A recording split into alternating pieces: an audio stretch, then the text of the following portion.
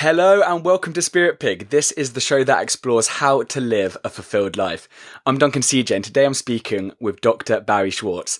Barry is an author, prolific speaker and professor of psychology at Swarthmore College, where he has taught for over 46 years. In his 2004 book and TED Talk, The Paradox of Choice, Barry tackled one of the great mysteries of modern life. Why is it that societies of great abundance, where individuals are offered more freedom and choice than ever before, are now witnessing a near epidemic of depression? Conventional wisdom tells us that greater choice is for the greater good, but Schwartz argues the opposite, and he made a compelling case that the abundance of choice in today's Western world is actually making us miserable. He's also the author of numerous other titles, including The Cost of Living, Practical Wisdom, and his latest book, Why We Work. And Barry is a TED Conference favourite, having been invited to speak on numerous occasions, and his talks have received over 15 million views. Barry, thank you so much for being here. It's great to be with you. Let me just make one small correction. I just retired from Swarthmore College Congratulations. in June and moved to the west coast of the U.S. to be closer to my kids and my grandkids. So I now have a position at the University of California at Berkeley. Oh, amazing! I was talking the other day with Duncan Keltner. Yes, he's a good buddy. He's awesome. I love it. Like, you can tell he's from California. He's got the long hair. He looks like he's ready for the beach. He is total surfer dude. Such a surfer dude. And that's not me. Personally, what is it about this type of work that really motivates you? Well, it's interesting. When I took psychology as a freshman in college a million years ago, and I had no idea what it was. I'd never even heard of it. And it struck me that it was a way of answering or trying to answer the most fundamental questions about human beings. Why are we alive? What do we care about? What do we aspire to? What affects us? And of course, philosophers had asked these kinds of questions forever and used their methods, which is mostly sitting down and thinking hard, to come up with answers. And here was this discipline that promised to actually provide answers to meaningful questions empirically, collecting data. And I was just completely captivated as an 18-year-old.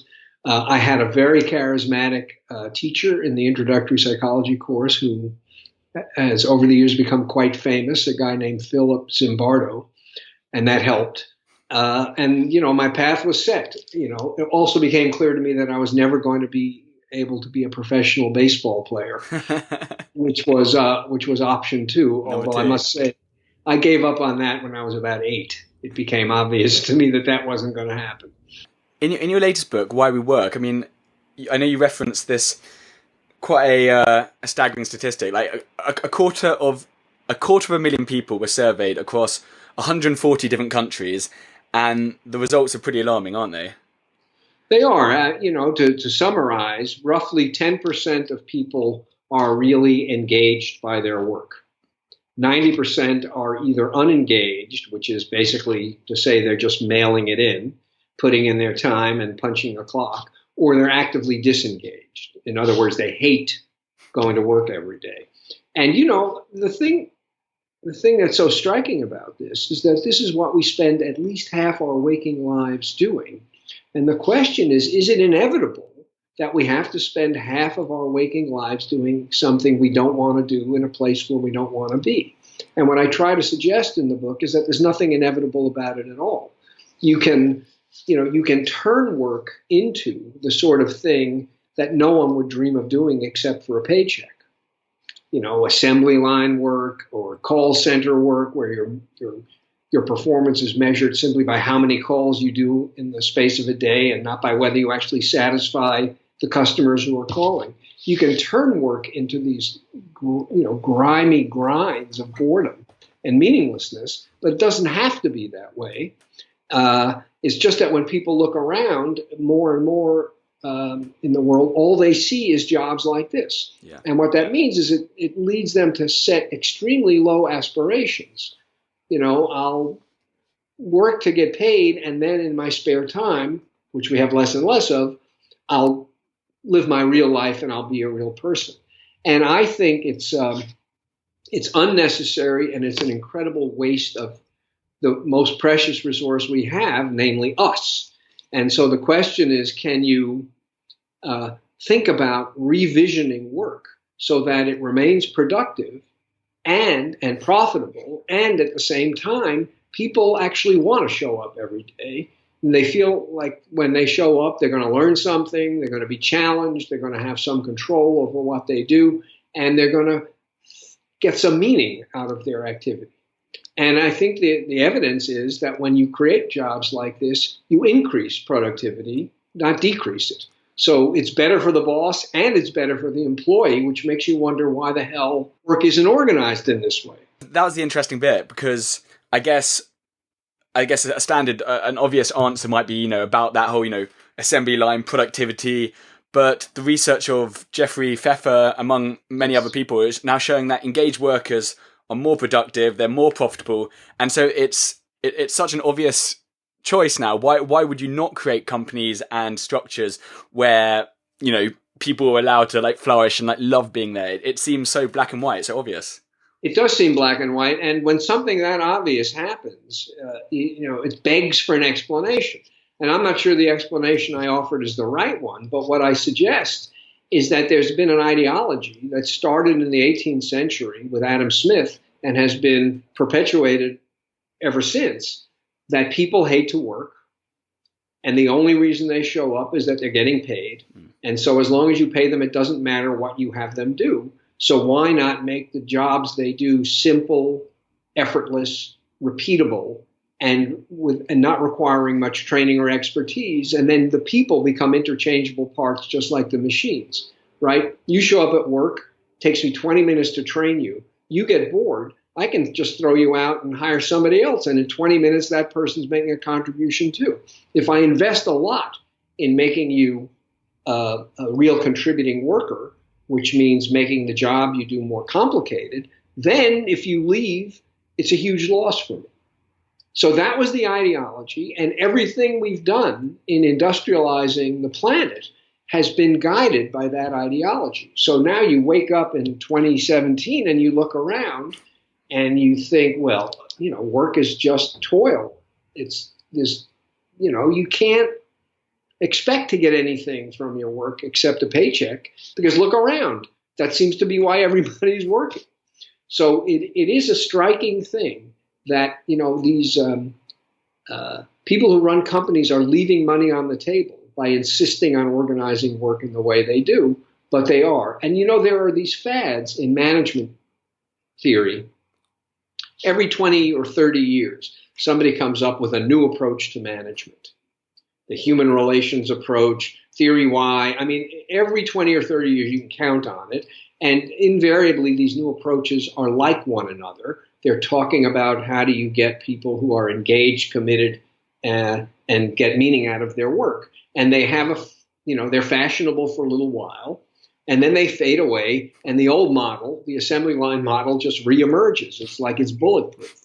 And it really breaks my heart. The reason I first got interested in this is that, this ideology didn't describe any of the people I knew. Nobody I knew worked for a paycheck, which is not to say that they would continue working if they didn't get paid. They did have to make a living, but that wasn't why they worked. It was a byproduct. They worked because they cared about what they were doing. And yet here was a model that seemed to be applied to everybody, except it applied to none of the people that I knew. And I don't think it applied to the people who created the model either. I think there was a kind of elitism, which basically said, well, people like us care about what we do, but the unwashed multitudes, they're only in it for a paycheck. So you create two classes, the people who are engaged by their work, a tiny fraction of the world, and everybody else. So, and I think that was because I'm sure that the economists who had this model didn't think of themselves in the way they thought of the workers, but they were special. And all I'm trying to suggest is no, they're not special. This is what everybody wants, almost. I think it becomes almost like a self-fulfilling prophecy in the sense that you think they're not, the workers, they're not engaged in their work. you create these models of just monotonous, like soul destroying work. So therefore they're not engaged in the work. And then it's just a feedback loop. Exactly. You do exactly that. And then you look at them and you say, see, I told you they weren't engaged by their work. And you go, well, of course they're not. Who would be engaged by doing work like that? Why is a false belief in, say, maths or physics, for example, not nearly as dangerous, in your opinion, as a false belief in, say, human psychology? Right. So I think this is a key. All this is true of all the social sciences. It's the difference between the natural sciences and the social sciences. And here's, I think, the key. The planets have absolutely no interest in our theories about the planets. Nothing we think and write and say about planetary motion is going to change planetary motion. And so you don't, when you're formulating explanations in the natural world, you don't have to worry that there's some kind of a feedback loop. Gene transmission works this way, but if I write a paper about it, maybe the genes will start doing it differently. That's not going to happen, right? On the other hand, when you have a theory about human beings, that theory becomes an input that can easily change human beings. And what that means is that there's a sense in which you're trying to understand a moving target. And as long as you keep your theory a secret, you don't have to worry that your theory will change behavior. But once people know about it and it becomes an input, it can alter their approach. And all of a sudden your theory is not true anymore.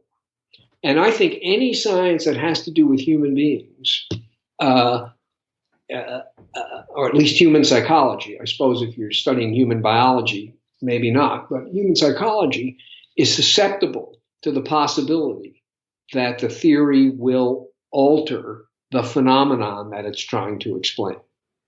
Can you give a practical example? Like, obviously, we talked about Adam Smith earlier. That's one example. How about another one where maybe an incorrect idea, has then shaped? Well, I do have another example that I think is quite pervasive in its significance. My explanation of it, I should make clear, is speculative, but nonetheless, most of us think that how intelligent you are is basically fixed. Some people win the lottery, the genetic lottery, and some people lose it. Some people are smart and some people are not, and that's it. Then the question is, how close can you come to realizing your potential, which is limited by some piece of your biology? So, that could be true. There's no reason why, in principle, that's not true. But a psychologist named Carol Dweck has done some very, very important work with kids, showing that kids sort of have two different approaches when they go to school. One kind of kid is interested in demonstrating their ability, and the other kind is interested in increasing their ability. Now, this doesn't make much difference in the kindergarten, first grade, but in second grade, third grade, you actually start getting stuff to do that you get wrong. You get math problems that you can't do. And the kids who want to demonstrate their ability respond to failure, getting things wrong badly. They avoid challenges, and they basically do what they can to get approval. The kids who are interested in getting smarter want to seek challenges. Every mistake they make is an opportunity to learn. And so what you see happening is in second grade-ish, around second grade, you have these two groups of kids who look pretty much the same. And then the achievement-oriented kids sort of stay flat, and the mastery-oriented kids go up. And what happens is that they get more and more different over time. Now, why does this happen? It turns out that achievement-oriented kids have what Dweck calls a fixed, naive theory of intelligence. They have the theory of intelligence that I just described to you. This is how smart we are. We can't get smarter. So why don't I just get as many pats on the head as I can? The mastery-oriented kids have what she calls an incremental theory of intelligence. Intelligence is not fixed. You can get smarter, and damn it, that's my mission. So here's a case where if you believe that intelligence is fixed, then you will not challenge kids. And the result will be that intelligence is fixed. Because you don't get smarter unless you try to get smarter. And if everyone thinks you can't get smarter, no one will try to get smarter. And the result will be that nobody does get smarter. So that's another example. That makes sense to you? Yeah, no, absolutely, absolutely. It's almost like I often think in like sort of parallel things, and when you're saying that, it kind of reminds me of you have like a baby elephant, and they have something tied around their legs next to like a tree trunk, and then they grow up, and then they get bigger and bigger and bigger, and then they, rather than it being around a tree trunk, it's then by a log. But they're so they've just grown up knowing that they can't break away, and so then when they're these huge, great, African like massive elephants, then they could easily just like rip this like log off. But they're so they've got this belief that they can't get away. Then that's their world, I guess. Yes, and of course, if you believe you can't get away, you won't try to get away. Absolutely. And then you won't get away. And then rinse and repeat, self-fulfilling prophecy again and again. There's a lot of research in social psychology and in the psychology of emotion about the importance of construal. Construal? Construal, something happens to you, but what really determines its impact is not so much what happened, but how you think about what happened, how you interpret it. You get a B on a paper. Is that a good grade or a bad grade? Well, the answer is it sort of depends. It's just a grade. And the whole process, so the question is, how do we construe the things that happen to us? And where do we get the tools for doing these construals? Well, to some degree, we get these tools from the way we're taught to explain things by our parents and our teachers. To some degree, we get these construals by the dominant theories out there in psychology. Psychology teaches us how to interpret our experiences.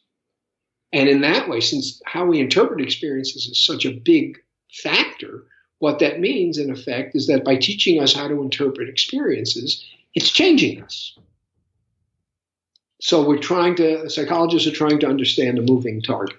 I was watching a panel debate where there was, I think it was like 4 or 5 of you on stage, and I think you were referencing something along those lines, where it's this, almost you got a pie chart of happiness. So say you've got 50% is your biology, the way you are. We assume that, the job, the relationship we have, the car, mentally we'd assume this would be a much large piece of the pie, but actually that's only like 10% of our happiness. And then that 40% is the mindset, how we interpret situations, how we react to them, how we, that how we construe stuff. And it's just an interesting, like, how it's all divided, how we give this huge amount of weighting to that 10%, the what school you get into, what your job is, what your relationship's like, but that's a meager 10%, which actually is pretty much nothing in the big scale of it. No, that's right. Which is not, people can have spectacular things happen to them or horribly tragic things happen to them, and I don't want to minimize the impact of real events in your life, but so much of the action so much of what happens to us is ambiguous. And when that's true, the action is really all in how we interpret it, how we construe it. So when I give talks about the problem of too much choice, one of the points I make is that the problem of too much choice is especially significant for people who are out to get the best. I call them maximizers, because if you're out to get the best, you have to look at every possibility. And when there are hundreds of possibilities, it becomes completely daunting, and eventually you stop and you pick something, and you're convinced that something else that you haven't gotten around to looking at would be better. The grass is greener. Which means you're not satisfied with what you've got. Well, I have a cartoon from the New Yorker magazine that I show to illustrate this, of a young woman wearing a college sweatshirt, and the sweatshirt says Brown, but my first choice was Yale. I don't know how many of the people watching this are going to know what this even refers to, but these are two extremely elite American universities. And you look at it and you laugh.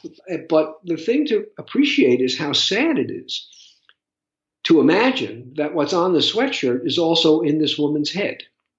So she's at Brown, a spectacular institution, and she spends 4 years at Brown thinking she'd be better off at Yale. And you know what? she's not going to get nearly as much out of Brown as Brown has to offer. Because every day she's going to get out of bed saying, oh, I wish I was at Yale. Oh, I wish I was at Yale. And the result, again, self-fulfilling. How was Brown? It was okay. If she had gone with a different sweatshirt that said, wow, I'm at Brown, it would have been spectacular. Not just because she was thinking it was spectacular. Sure. Because if she has that enthusiasm, she's gonna just suck it dry of everything that it has to offer, instead of passively crawling through the 4 years so she can get to the other side and get a job as an investment banker or some damn thing. So it's very, very powerful. The construal effect is extremely powerful, and in general, we underestimate its importance. On that example of the Brown and Yale or anything like that, with this overwhelming choice, and it's only going to get, it's only going one way. We're only getting more and more input, choice, apps, phones.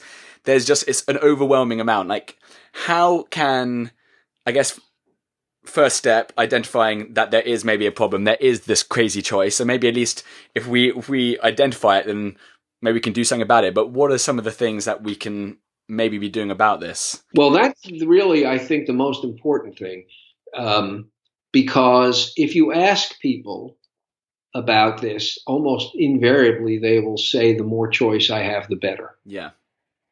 And if you give people the opportunity to select from a choice rich or a choice poor environment, they will all choose the choice rich environment. And what economists have said is, listen, adding an option has to be good, because if you're not interested, you'll ignore it. And if you are interested, I've made your life better. So every time we add an option, we make somebody's life better. We make nobody's life worse. So we ought to offer as many options as possible. So appreciating that choice, while incredibly important and positive, also has these negative attributes associated with it when it becomes overwhelming.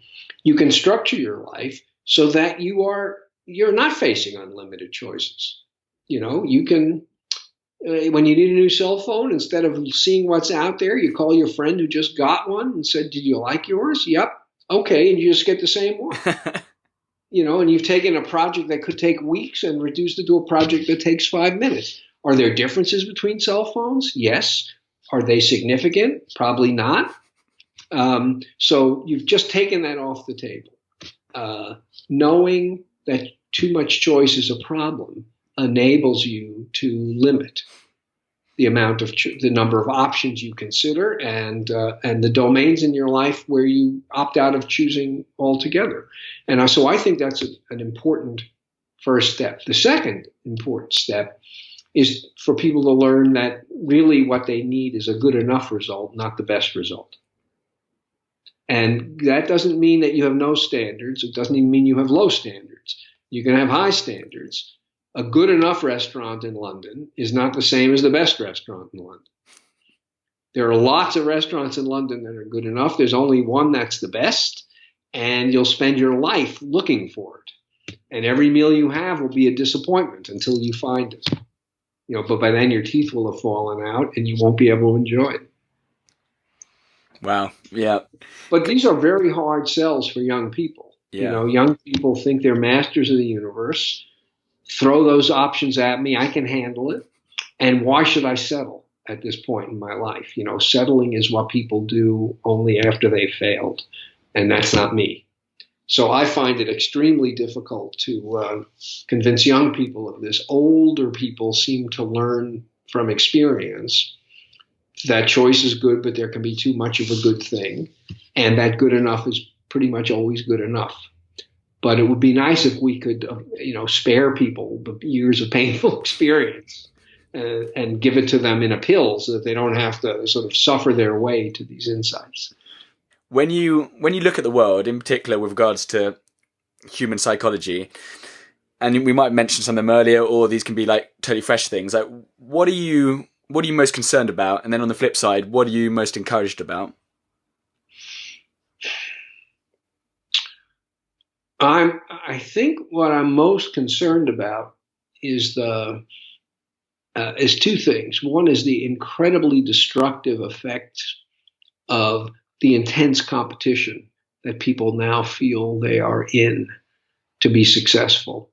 An economist named Robert Frank wrote a book about a decade ago called The Winner Take All Society, in which he argued that because of the transformation in telecommunications, you don't need amateur theater companies because anyone can see professionals online somewhere. And so all of a sudden, all the amateur theater companies disintegrate. And what that means is that lots of good actors who are not the best actors stop being actors. So the pressure is on you not simply to be good, but to be the best, because only the best are able to actually make a life out of performing in the theater. And so there's incredible pressure on people, and the pressure is imposed at a very young age. Parents impose it on their kids, teachers impose it on their kids, peers impose it on one another. I think it really is very destructive to education. It closes the mind instead of opening the mind. It makes it so that getting to college is the end point, not the start. College should not be the finish line. It should be the starting line.